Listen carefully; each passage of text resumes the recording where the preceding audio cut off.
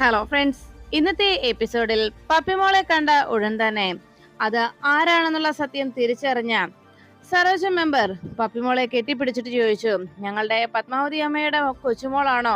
അല്ല, മോള് പത്മാവതി അമ്മയുടെ കൊച്ചുമോളാണെങ്കിൽ, പത്മിനി ചേച്ചിയുടെ മകളാണെങ്കിൽ സത്യാമ്മയുടെയും കൊച്ചുമോളായിരിക്കുമല്ലോ, പിന്നെ എന്താ മോൾ ഇങ്ങനെയൊക്കെ ചെയ്യുന്നത് എന്ന് സരോജം സംശയത്തോടെ ചോദിക്കുമ്പോ പപ്പിമോള് അതിനുള്ള കാരണം പറയുന്നു. തന്റെ അമ്മയ്ക്കുണ്ടായ അപകടത്തെക്കുറിച്ചും ശ്യാമയെ രക്ഷിക്കുന്നതിന് വേണ്ടി ഭിക്ഷയെടുക്കാനായി താൻ ഇറങ്ങിയതാണ് എന്ന്, അതൊരു വഴിപാടാണെന്നുമുള്ള കാര്യം പപ്പി സരോജത്തെ അറിയിച്ചു. ഇക്കാര്യം സത്യാമ്മയ്ക്ക് അറിയില്ല. സത്യാമ്മയോട് പറഞ്ഞാൽ സത്യാമ്മ അടിച്ചെന്റെ തുട പൊട്ടിക്കും.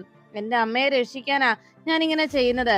അതുകൊണ്ട് സത്യാമ്മയോട് ഇക്കാര്യം പറയല്ലേ ആന്റി എന്ന് പറഞ്ഞ് പപ്പി ദയനീയമായി അപേക്ഷിക്കുന്നത് കണ്ട് നിസ്സഹായിയായി സങ്കടത്തോടെ നോക്കി നിൽക്കുന്നു സരോജം.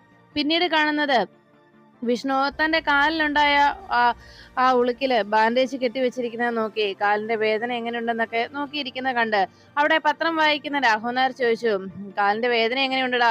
ആ, കുറവുണ്ടച്ചാ, ഇന്നലെ വൈകിട്ട് നല്ല വേദനയായിരുന്നു എന്ന് വിഷ്ണു പറയുമ്പോ തടവാൻ ആളുണ്ടല്ലോ എന്ന് പറഞ്ഞ് രാഘവനാർ വീണ്ടും പത്രം വായിച്ചു. അപ്പോഴാണ് കിച്ചണിൽ നിന്ന് വിഷ്ണുവിനുള്ള മരുന്നുമായിട്ട് അവിടേക്ക് കാർത്തിക് എത്തിയത്. രാഘവനാർ ചോദിച്ചു, എന്നാ ആയുർവേദം നോക്കാൻ പാടില്ലായിരുന്നോ എന്ന് ചോദിച്ചപ്പോ വിഷ്ണു പറഞ്ഞു, അല്ലച്ചാ, ഇംഗ്ലീഷ് മരുന്നല്ലേ കഴിച്ചു തുടങ്ങിയത്, അതുകൊണ്ട് ഇനിയിപ്പോ അത് തന്നെ നോക്കാം എന്ന് പറയുമ്പോ കാർത്തിക വിഷ്ണുവിന്റെ മരുന്നുമായി എത്തി. ദാ വിഷ്ണുവേട്ടാ മെഡിസിൻ എന്ന് പറഞ്ഞ് മരുന്ന് കൊടുത്തതും വിഷ്ണു അത് കുടിച്ചു. അപ്പോഴേക്കും ഗ്ലാസുമായി തിരികെ പോകാൻ കാർത്തിക ഇറങ്ങിയപ്പോ കിച്ചണിലേക്ക് മടങ്ങുന്ന സമയത്ത് സത്യഭാമ താഴേക്ക് എത്തിയത്. സത്യഭാമയെ കണ്ടപ്പോ രാഘവനാഥ് ചോദിച്ചു, അല്ല പൊന്നി ഇതെവിടെ പോയോ? അവളെ കണ്ടില്ലല്ലോ എന്ന് പറഞ്ഞു സത്യഭാമ വേഗം രാഘവനാഥ സംസാരം ശ്രദ്ധിച്ചു. ഉടനെ രാഘവനാഥ് ചോദിച്ചു, അല്ല ശ്യാമ എന്തെങ്കിലും കഴിച്ചോ ഭാമേ? അറിയില്ല എന്ന് സത്യഭാമ മറുപടി നൽകിയതും, അതിനിപ്പോ ഇവിടെ കിടന്ന് എങ്ങനെയാവോ എന്തോ എന്ന് ചോദിച്ച് രാഘവനാഥ് ശ്യാമയുടെ അവസ്ഥയെക്കുറിച്ച് സഹതപിക്കുന്നത് കേട്ട് സത്യഭാമ പറഞ്ഞു, ദേ രാഘവേട്ട, ഒരു കാര്യം ഞാൻ പറഞ്ഞേക്കാം. കുറെ നേരമായാലോ ഇങ്ങനെ മുന വെച്ചുള്ള രാഘവേട്ടന്റെ സംസാരം. ഒരു കാര്യം ഞാൻ പറഞ്ഞേക്കാം, ഇനി എന്തൊക്കെ പറഞ്ഞാലും നിങ്ങൾ എന്തൊക്കെ ചെയ്താലും ശരി, ആരുടെയും മനസ്സിലിരിപ്പ് നടപ്പിലാകാൻ പോകുന്നില്ല. അവളെ ഈ വീട്ടിലേക്ക് ഒരു കാരണവശാലും കൊണ്ടുവരില്ല, ഈ സത്യഭാമ ജീവനോടെ ഉണ്ടെങ്കിൽ എന്ന് പറഞ്ഞതും വിഷ്ണുവും രാഘവൻ നായരും സിറ്റൗട്ടിലേക്ക് നോക്കുമ്പോ അവിടെ ഒരു ട്രോളി ബാഗുമായി വന്ന് ശാലിനി മുന്നിൽ നിൽക്കുന്നു. സത്യഭാമ രണ്ടുപേരും ഞെട്ടലോടെ നോക്കുന്നത് കണ്ട് എന്താ കാര്യം എന്നറിയാനായി സിറ്റൗട്ടിലേക്ക് നോക്കുമ്പോഴാണ് അവിടെ ശാലിനി വന്ന് നിൽക്കുന്ന കാഴ്ച കണ്ടത്. സത്യഭാമ ഞെട്ടലോടെ ശാലിനി എന്നിങ്ങനെ ചോദിച്ചതും ശാലിനി ബാഗൊക്കെ ആയിട്ട് അവിടെ വന്ന് നിൽക്കുന്നതോടെ സത്യഭാമ ആകെ ദേഷ്യത്തോടെ നോക്കി. അപ്പോഴേക്കും വിഷ്ണുവിന്റെ കാലിലെ ആ അവസ്ഥ ശാലിനി വിഷ്ണുവിന്റെ കാലിലേക്ക് നോക്കുമ്പോ വിഷ്ണു ആകെ വിഷമത്തോടെ ശാലിനിയെ തന്നെ ഉറ്റുനോക്കി. ഉടനെ ശാലിനി വിഷ്ണുവിന്റെ അവസ്ഥ കണ്ട് ഒന്നും മിണ്ടാനാകാതെ ദയനീയമായി നോക്കിയിട്ട് അകത്തേക്ക് കയറാനായി ഭാവിച്ചങ്ങനെ നിൽക്കുന്നത് കണ്ടതോടെ ശാലിനി ബാഗുമായി അകത്തേക്ക് കാലെടുത്ത് വെക്കാൻ തുടങ്ങുമ്പോൾ സത്യഭാമ പറഞ്ഞു, നിൽക്കടി അവിടെ. അത് കേട്ടതും ശാലിനി കാലെടുത്ത് വെക്കാതെ അവിടെ തന്നെ നിൽക്കുമ്പോ സത്യഭാമ ചോദിച്ചു, നിന്നോട് ആരാടി ഇങ്ങോട്ട് വരാൻ പറഞ്ഞത്? നിന്നെ ആരാ ഇങ്ങോട്ട് ക്ഷണിച്ചത്? ഈ സത്യഭാമയുടെ വീട്ടിൽ കുടിപാർപ്പിനായി വന്നിരിക്കുകയാണോ നീ? ഒരു കാര്യം പറഞ്ഞേക്കാം, ഇറങ്ങി പോടി ഇവിടെ നിന്ന്, നാണം കെട്ടവളെ. ആ ആവശ്യമില്ലാതെ വലിഞ്ഞു കയറി വന്നിരിക്കണോ എന്ന് ചോദിച്ചതും സത്യഭാമയെ നോക്കി ശാലിനി പറഞ്ഞു, ഇല്ല സത്യാമ്മേ. ഇല്ലെന്നോ എന്ന് ചോദിച്ച് സത്യഭാമ വീണ്ടും ബഹളം വെക്കുമ്പോ ശാലിനി പറഞ്ഞു, ഞാൻ പുറത്തു പോകണമെന്നുണ്ടെങ്കിൽ എന്നെ ഇങ്ങോട്ട് കൂട്ടിക്കൊണ്ടു വന്നയാൾ പറയണം എന്ന് ശാലിനി മറുപടി നൽകി. അപ്പോഴേക്കും എല്ലാവരും ആകെ സംശയത്തിലായി. സത്യഭാമ ആശങ്കയോട് ചോദിച്ചു, കൂട്ടിക്കൊണ്ടു വന്നയാളോ? അതാരാ? ഈ സത്യഭാമയുടെ തീരുമാനത്തെ മറികടക്കാൻ അങ്ങനെ ഒരു തീരുമാനം എടുത്തയാള് എന്ന് സത്യഭാമ വെല്ലുവിളിക്കും വിധം ചോദിക്കുമ്പോൾ ശാലിനിയെ പിന്നിലേക്ക് നോക്കി. അപ്പോഴേക്കും ശാലിനിയെ മറികടന്ന് പിന്നിൽ വന്ന് ശാലിനിയുടെ തൊട്ടു മുന്നിലായിട്ട് നിൽക്കുകയാണ് രോഹിത്. രോഹിത്തിനെ കണ്ടതും എല്ലാവരും ആകെ ഞെട്ടിത്തെറിച്ചങ്ങനെ നോക്കി. അപ്പോഴേക്കും രോഹിത് സത്യഭാമയെ നോക്കി പറഞ്ഞു, ഞാനാ സത്യാമ്മയെ എന്ന് ശ്യാമയ്ക്ക് വേണ്ടി താൻ ഇങ്ങനെ ഒരു കാര്യം ചെയ്തു എന്ന ആ ആത്മവിശ്വാസത്തിൽ രോഹിത് ഉറക്കെ വിളിച്ചു പറഞ്ഞു. അപ്പോഴേക്കും എല്ലാവരും ആകെ ആശങ്കയോടെ നോക്കി നിൽക്കുകയാണ്. ശാലിനി അപ്പോഴേക്കും സത്യഭാമയുടെ വീട്ടിലേക്ക് കയറാനങ്ങനെ നിന്നതും രോഹിത് അകത്തേക്ക് കയറി വന്നിട്ട് പറഞ്ഞു, വാ ശാലിനി. അങ്ങനെ പറഞ്ഞുകൊണ്ട് രോഹിത് ശാലിനിയെ വിളിച്ച് നേരെ സത്യാമ്മയുടെ മുന്നിലേക്ക് വന്നു നിന്നു. സത്യഭാമ അപ്പോഴേക്കും എന്താ കാര്യം എന്നുള്ള രീതിയിൽ രോഹിത്തിനെ നോക്കി. രോഹിത്തെ, ഈ സത്യഭാമയുടെ വീട്ടിലെ തീരുമാനങ്ങളെ മാറ്റിമറിക്കാൻ നീ ആളായോ? ഈ സത്യഭാമയുടെ തീരുമാനത്തെ മറികടക്കാൻ മാത്രം നീ വളർന്നോ രോഹിത്തെ എന്ന് സത്യഭാമ ദേഷ്യത്തോടെ രോഹിത്തിനോട് ചോദിച്ചു. ഉടനെ രോഹിത് പറഞ്ഞു, സത്യാമ്മേ, ഞാനാ ശാലിനി ഇങ്ങോട്ട് കൂട്ടിക്കൊണ്ടു വന്നത്. ഉടനെ സത്യഭാമയുടെ ചോദ്യങ്ങൾക്ക് മറുപടി എന്നോണം രോഹിത് പറഞ്ഞു, ഞാൻ ഞാനാ ശാലിനിയെ കൊണ്ടുവന്നതെന്ന മറുപടി കേട്ടതും ഉടനെ സത്യഭാമ പറഞ്ഞു, രോഹിത്തെ, നീ ഇട്ടിരിക്കുന്ന ഈ വസ്ത്രമടക്കം നീ കഴിക്കുന്ന ഭക്ഷണം പോലും എന്റെ ഔദാര്യമാണെന്ന്, എന്റെ ദാനമാണെന്നുള്ള കാര്യം നീ മറക്കണ്ട എന്ന് സത്യഭാമ ചോദിക്കുമ്പോ അത് കേട്ട് നിന്ന രാഘവൻ നായർ ശേ ഭാമേ എന്ന് ഉറക്കെ വിളിച്ചു. അത് കേട്ടതും കണ്ണു നിറഞ്ഞുകൊണ്ട് രോഹിത് പറഞ്ഞു, പറയട്ടെ അച്ഛാ, ഇത് ഇങ്ങനെ ഒരു മറുപടി ഞാൻ പ്രതീക്ഷിച്ചതുമാണ്. ഇത് കേൾക്കാനും എനിക്ക് യാതൊരു നാണക്കേടും തോന്നുന്നില്ല. സത്യാമ്മ പറഞ്ഞ ശരി തന്നെയാണ്. സത്യാമ്മയെ വെല്ലുവിളിക്കാനുള്ള ഒരു അധികാരമോ ഒരു അവകാശമോ എനിക്കില്ല. ശരി തന്നെയാണ്. സത്യാമ്മ പറഞ്ഞതുപോലെ ഞാൻ ഇട്ടിരിക്കുന്ന ഈ വസ്ത്രം മാത്രമല്ല, എന്റെ ജീവൻ പോലും സത്യാമ്മയുടെ ദാനമാണ്. അല്ലായിരുന്നെങ്കിൽ ഇന്ന് ഇങ്ങനെയുള്ള ഈ വീട്ടിൽ ഞാൻ ഇന്നിവിടെ കഴിയുമായിരുന്നില്ല. സത്യാമ്മ തന്ന ദാനം കൊണ്ട് മാത്രമാണ് ഞാൻ ഇവിടെ ജീവിക്കുന്നത്. ആ ദാനത്തിനുള്ള പകരമായിട്ടാണ് ഞാൻ പകലോളം ഈ വീടിന് വേണ്ടി ഇങ്ങനെ ഓടി നടന്ന് ജോലി ചെയ്യുന്നത് എന്ന് പറഞ്ഞതും ഉടനെ രാഘവനാർ വിളിച്ചു, എടാ മോനെ, അവളെന്തോ അബദ്ധത്തിന് അവക്ക് നാവ് പിഴ വന്നതാണ് എന്ന് പറഞ്ഞതും രോഹിത് പറഞ്ഞു, അല്ലച്ചാ, പറഞ്ഞോട്ടെ, എനിക്ക് കുഴപ്പമൊന്നും തന്നെ ഇല്ല. സത്യം അത് തന്നെയാണല്ലോ. എനിക്ക് എന്റെ അമ്മയായിരുന്നു ഏറ്റവും വലുത്. എന്റെ ലോകം എന്ന് പറയുന്നത് എന്റെ അമ്മയായിരുന്നു. അച്ഛൻ ഇല്ലാതായതിനു ശേഷം അമ്മയ്ക്ക് വേണ്ടിയാ ഞാൻ ജീവിച്ചത്. അമ്മയുടെ മുഖം ഒന്ന് തെളിഞ്ഞു കണ്ടാൽ, അമ്മയുടെ മുഖത്ത് ഒരു പുഞ്ചിരി വിടർന്നാൽ എന്റെ ആ ദിവസം എനിക്ക് അത്രത്തോളം സന്തോഷം നിറഞ്ഞതാണ്. എന്റെ ജീവിതത്തിൽ സൂര്യൻ ഉദിച്ചതുപോലെയായിരുന്നു എനിക്ക്. എന്റെ അമ്മയുടെ മുഖം ഒന്ന് നിറഞ്ഞാൽ, സങ്കടപ്പെട്ടാൽ പിന്നെ എനിക്ക് ആ ദിവസം മുഴുവൻ എന്നെ സംബന്ധിച്ച് ഇരുട്ട് മൂടിയതും അതായിരുന്നു എന്റെ ജീവിതം എന്ന് പറഞ്ഞു. പക്ഷെ ഇപ്പോ ശാലിനിക്ക് വേണ്ടി ശാലിനി ഇങ്ങോട്ട് കൂട്ടിക്കൊണ്ടു വന്നത് സത്യാമ്മയെ വെല്ലുവിളിക്കാനല്ല, മറിച്ച് സത്യാമ്മയെ ഞാൻ വെല്ലുവിളിക്കും. സത്യാമ്മയെ എന്നല്ല, ആരെ വേണമെങ്കിലും ഞാൻ വെല്ലുവിളിക്കും.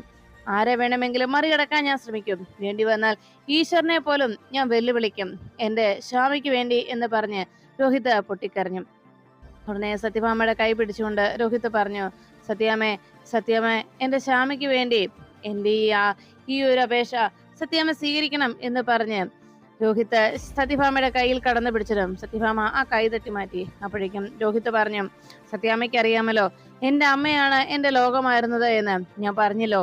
ആ അമ്മ അവസാന വാക്കായി സത്യാമ്മയോട് ആവശ്യപ്പെട്ടത്, അമ്മയുടെ അന്ത്യാഭിലാഷമായി എന്താണ് ആവശ്യപ്പെട്ടതെന്നുള്ള കാര്യം സത്യാമ്മ പറഞ്ഞു മാത്രമാണ് എനിക്കറിയാവുന്നത്. അതുകൊണ്ടാണല്ലോ ഞാൻ സത്യാമ്മയോടൊപ്പം ഈ വീട്ടിലേക്ക് വന്നത്. എന്റെ അമ്മയുടെ മരണശേഷം ഇരുളടഞ്ഞു പോകുന്ന ഒരു ജീവിതമായിരുന്നു എന്റേത്. ആ ഇരുട്ടുമൂടിയ ആ വീട്ടിൽ കിടന്ന് എനിക്ക് ചിലപ്പോൾ ഭ്രാന്ത് പിടിക്കുമായിരുന്നു. എന്നാൽ ആ അവസ്ഥയിൽ നിന്ന് എന്നെ സത്യാമ്മയാണ് ഇവിടേക്ക് രക്ഷിച്ചുകൊണ്ട് വന്നത് എന്ന് രോഹിത് പറഞ്ഞു. സത്യഭാമ അപ്പോഴേക്കും പത്മാവതി അമ്മയ്ക്ക് താൻ കൊടുത്ത വാക്കുകളെ കുറിച്ച് ഓർമ്മിച്ചു. അന്ന് പത്മാവതി അമ്മ തന്റെ കയ്യിൽ പിടിച്ച് തന്നോട് ആവശ്യപ്പെട്ട കാര്യങ്ങൾ സത്യഭാമ ഓർമ്മിച്ചു തന്നു. ഉടനെ രോഹിത് പറഞ്ഞു, സത്യാമ്മേ, അന്ന് സത്യാമ്മ നൽകിയ വാക്കാണ് ഞാനിപ്പോ ഇന്നിവിടെ നിൽക്കുന്നത്. ആ വീട്ടിൽ തനിച്ച് ഞാൻ ജീവിച്ചിരുന്നെങ്കിൽ എനിക്ക് ഭ്രാന്ത് പിടിച്ചു പോകുമായിരുന്നു. ഇവിടേക്ക് വന്നപ്പോ എനിക്ക് അച്ഛനെ കിട്ടി, അമ്മയെ കിട്ടി, എന്തിന് എനിക്കൊരു സഹോദരനെയും സഹോദരിയെയും കിട്ടി. അങ്ങനെ എന്നെ സംബന്ധിച്ച് ഒരു സുഖം നിറഞ്ഞ സ്വപ്നം പോലും കാണാനാവാത്തത്ര അത്രയും സൗകര്യങ്ങളും സന്തോഷവും നിറഞ്ഞ ഒരു ജീവിതമായിരുന്നു എനിക്ക് ഈ വീട്ടിൽ എന്നും ലഭിച്ചിരുന്നത്. അതിനുശേഷം എന്റെ ജീവിതത്തിലേക്ക് ശ്യാമ കടന്നു വന്നത്. സുസ്മിതയെ പോലെ ഒരുവൾ എല്ലാ സ്ത്രീകളോടും വെറുപ്പ് തോന്നിക്കത്തക്ക രീതിയിൽ എന്റെ ജീവിതത്തിൽ എല്ലാ സ്ത്രീകളോടും അകൽച്ചയും ദേഷ്യവും വെറുപ്പും നിറച്ച എന്റെ മനസ്സിലേക്ക് സ്നേഹം എന്തെന്നും ശരിക്കുള്ള സ്ത്രീ എന്താണെന്നും എനിക്ക് പഠിപ്പിച്ചു തന്നതും എന്നെ സ്നേഹിച്ചതും ശ്യാമയാണ്. സ്നേഹത്തിന്റെ അർത്ഥം മനസ്സിലാക്കി തന്നതും എന്താണ് സ്നേഹമെന്ന് എന്നെ മനസ്സിലാക്കി തന്നതുമൊക്കെ ശ്യാമയായിരുന്നു. അങ്ങനെ ശ്യാമയോടൊപ്പം ഞാൻ ജീവിച്ചു തുടങ്ങിയത് ഒരു സ്വർഗത്തിലായിരുന്നു ഞാൻ ജീവിച്ചത്. ഞാനും പിന്നെ പപ്പിമോളും ഞങ്ങളുടെ ജീവിതത്തിലേക്ക് കടന്നു വന്നു.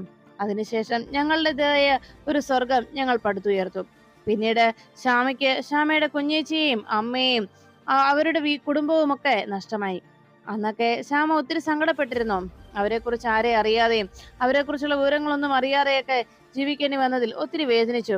അന്നൊക്കെ അയാൾ ആകെ വിഷമിച്ചിരിക്കുന്ന കാണുമ്പോൾ അയാൾ അരികിലേക്ക് ചെന്ന് ഞാൻ പറഞ്ഞിരുന്നു, എനിക്ക് ജീവിക്കാൻ എന്റെ ജീവിതം എന്ന് പറയുന്നതും എനിക്ക് വേണ്ടി കരയാനുള്ളതും താൻ മാത്രമേ ഉള്ളൂ എന്ന് ഞാൻ ശ്യാമയോട് പറഞ്ഞതുകൊണ്ട് പിന്നെ ശ്യാമ പതിയെ അവളുടെ കുടുംബത്തെക്കുറിച്ച് അവൾ മറന്നു തുടങ്ങി. അല്ലെങ്കിൽ അവൾ മറന്നതായി എന്റെ മുന്നിൽ ഭാവിച്ചു കാണും.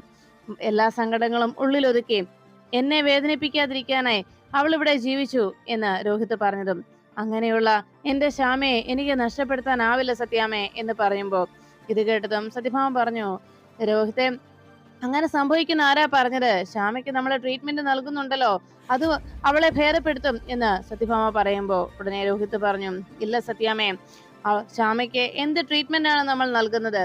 ശ്യാമയ്ക്ക് കൊടുക്കുന്ന മെഡിസിൻ അല്ലല്ലോ അവളുടെ ട്രീറ്റ്മെന്റ് എന്ന് പറയുന്നത്. സത്യാമ്മയ്ക്ക് അറിയാവല്ലോ, അവൾ വീണതിന് ശേഷം ഇതുവരെ ജലപാനം കഴിച്ചിട്ടില്ല അവൾ. ഇങ്ങനെ മുന്നോട്ട് പോയാൽ അവൾ എന്നേക്കുമായി എനിക്ക് നഷ്ടമാകും. എന്റെ കൺമുന്നിൽ അവളെ മരണത്തിന് വിട്ടുകൊടുക്കാൻ എനിക്കാവില്ല സത്യാമ്മേ. എന്റെ ലോകം എന്ന് പറയുന്നത് എന്റെ ശ്യാമയാണ്. ശ്യാമയും പപ്പിമോളും മാത്രമാണ് എന്റെ ജീവിതം.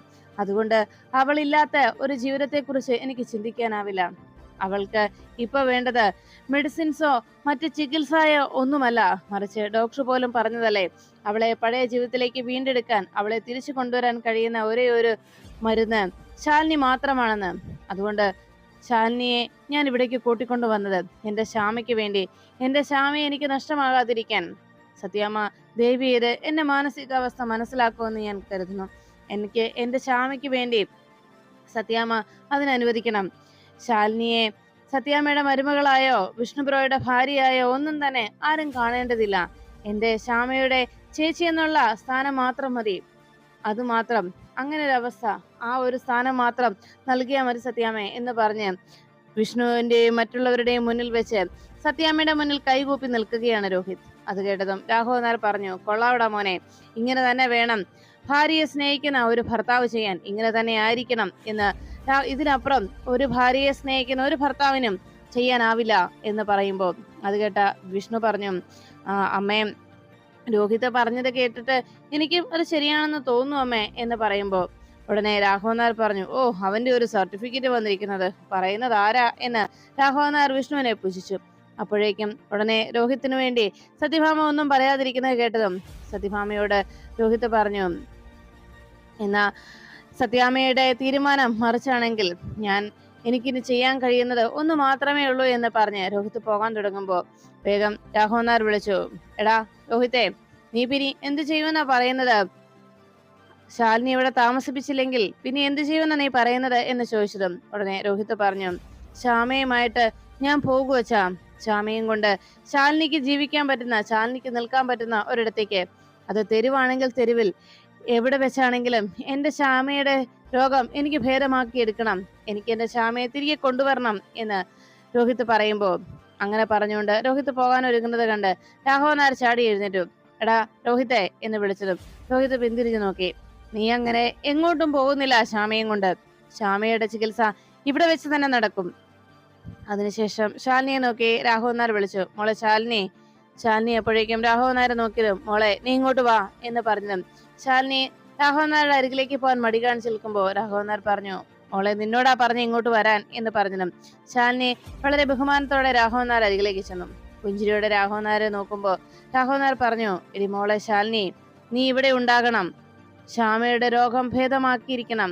എല്ലാം നന്നായി നടക്കും. നീ ഇവിടെ ഉണ്ടെങ്കിൽ, എപ്പോഴും നീ ഇവിടെ ഉണ്ടായിരിക്കണം എന്ന് രാഘവൻ നായർ പറയുമ്പോ ശ്യാമ ഈ അവസ്ഥയിൽ കിടന്നിട്ടും സത്യഭാമയുടെ മനസ്സലിയാത്തതിന്റെ വേദനയിൽ ശാലിനി വളരെ സങ്കടത്തോടെ രാഘവൻ നായരെ നോക്കി. അതിനുശേഷം അവിടെ നിൽക്കുന്ന കാർത്തികയെയും നോക്കി.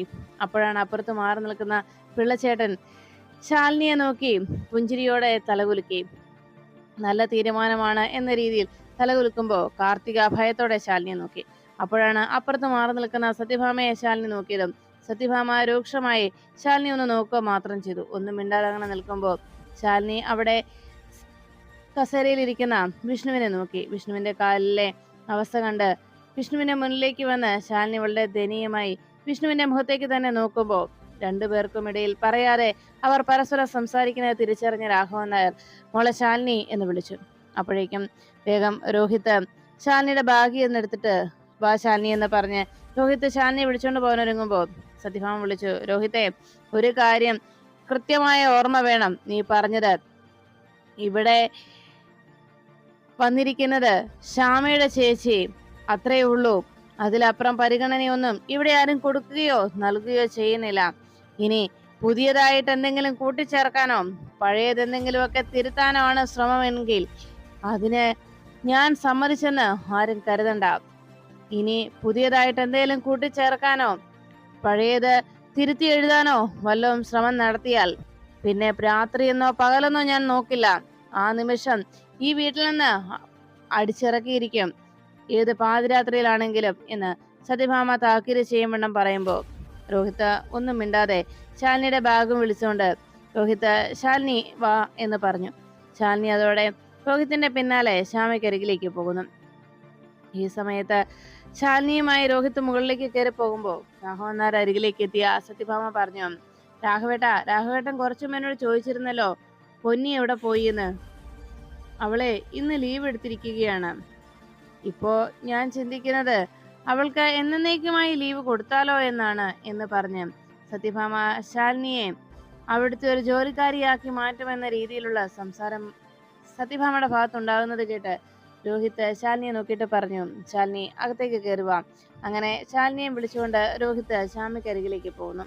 പിന്നീട് സത്യഭാമ എല്ലാവരോടുമായി പറഞ്ഞു, അതെ, ആരുടെയും മനസ്സിൽ പുതിയ ചിന്തകളൊന്നും വേണ്ട, ഇപ്പോൾ നിലവിലുള്ളത് തന്നെ ഓർത്തും അതറിഞ്ഞു അങ്ങ് നിന്നാ മതി എന്ന് സത്യഭാമ പറഞ്ഞുകൊണ്ട് നേരെ തന്റെ റൂമിലേക്ക് പോയി. ഈ സമയത്ത് വിഷ്ണു ആകെ വിഷമിച്ചങ്ങനെ വലിയ സന്തോഷത്തോടെ അങ്ങനെ ഇരിക്കുമ്പോ രാഘവനാർ പറഞ്ഞു, രോഹിത് അവൻ ആൺകുട്ടിയാ, അങ്ങനെ തന്നെ വേണം.